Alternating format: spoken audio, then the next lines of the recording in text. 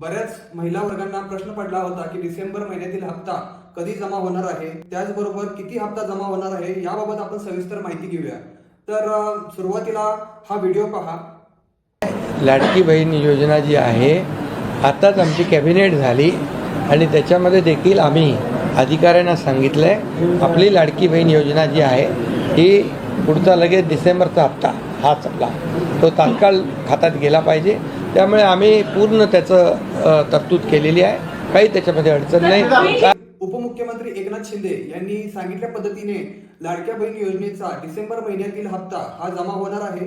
त्याचबरोबर ज्या लाडक्या बहिणी या योजनेसाठी पात्र आहेत अशाच महिलांना हा डिसेंबरचा हप्ता मिळणार आहे।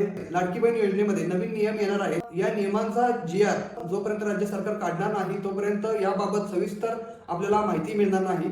डिसेंबर महिन्यातील हप्ता हा फिक्स मिळणार आहे अशी ग्वाही उपमुख्यमंत्री एकनाथ शिंदे यांनी दिलेली आहे। त्यामुळे लाडक्या बहिणींनी निश्चिंत राहावे असे सांगितलेले आहे।